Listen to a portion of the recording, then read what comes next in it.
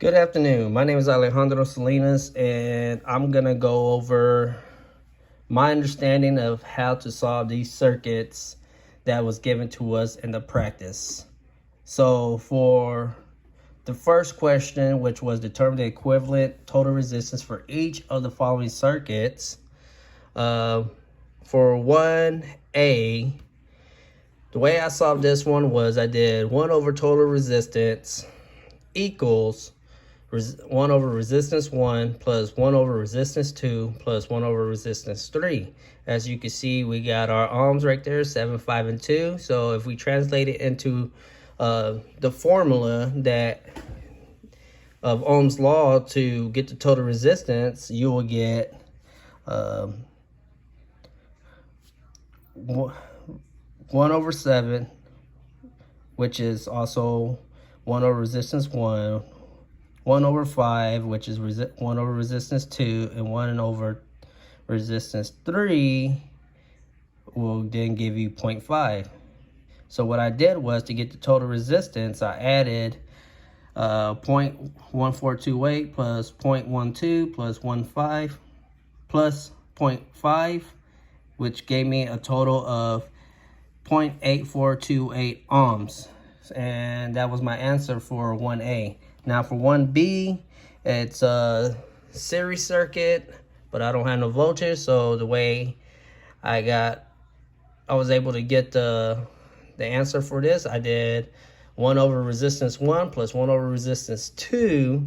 In that case, if you translate it, it will be 1 over 2 ohms plus 1 over 5 ohms, which then equals to 0.5 plus 0.2, and which gave me a total of 0.7 ohms.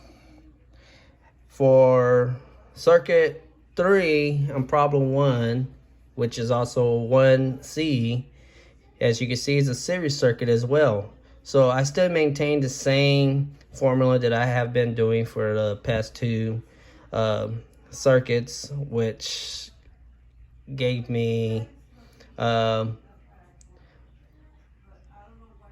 1 over resistance 1 plus 1 over resistance 2 plus 1 over resistance 3 equals 1 over total resistance. And when I translate into the formula, put the numbers in place, I did 1 over 2 ohms plus 1 over 5 ohms plus 1 over 7 ohms, which then gave me equals to 0.5 plus 0.2 plus 1 point plus 0.1428, which gave me a total of 0.8428 ohms. And those are my answers for the first problem. The second problem we had was finding the total voltage of these two circuits. So basically all I did for these two circuits was I just add the volts together. And the answer that I got from those two was 13 volts and 12 volts. Now for number 3, I kind of had a little hiccup on this one, but I was able to review some of the slides and got somewhat of an understanding. So the way I did this one was I used what I had. As you can see, we are in a series circuit. So that being said, since we're in a series circuit, we know that the voltage is going to change, because in a series circuit, voltage decreases.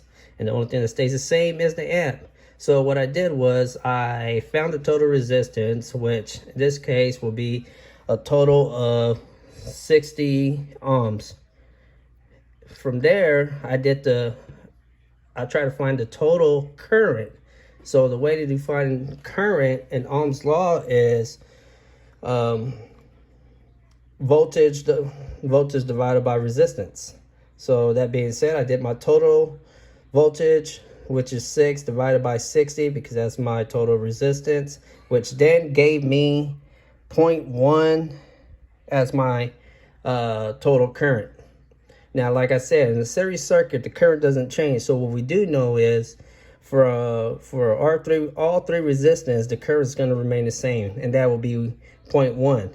So in order to get the total voltage, how it was distributed was I did current times resistance equals voltage, which is 0.1 times 10 and 0.1 times 20 and 0.1 times 30, which then they gave me 1,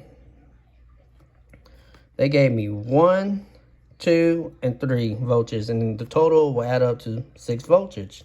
Now, in order to get the total power, what we have to do is it will be voltage times current will give me the total power. So, I'm sorry.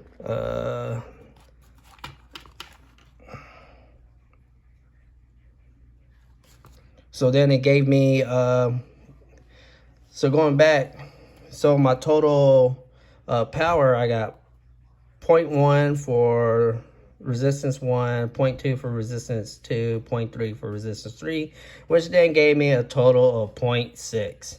And that will complete my table for question number 3. Now, question number 4, one thing I find very confusing on this one was the fact that like the only thing we have is the resistance and voltage, and since it is a parallel circuit, we know that the voltage is going to stay the same.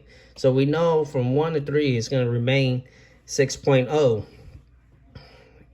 So the way I found this one, the way I found the answers for this one, the way I started was I did Ohm's law first, and then I went to the power law. So in Ohm's law, so we can find the current, because the current is going to change. What I did was I did 6 divided by 10, because in Ohm's law, to find current is I equals voltage over resistance. So I did 6 divided by 10, which gave me 0.6, which then gave me 0.6.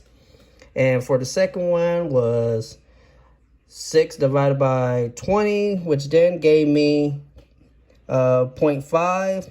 And then I did 6 divided by 30, which then gave me 0.2. But if you add them all up, this is where I was confused at, is if when you add them all up, it gives you 1.1.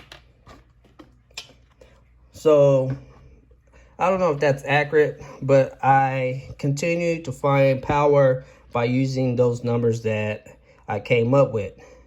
And by doing that, to find power, it is voltage times amp will equal power. So in that case, what I came up with was, so I went on and did 6 times 0.6, which gave me 3.6, 6 times 0.3, which then gave me 1.8, 6 times 0.2, which then gave me 1.2, which gave me a total power of 6.6. That being said, that concludes my video on how I came up with the answers that I uploaded to be graded. Thank you.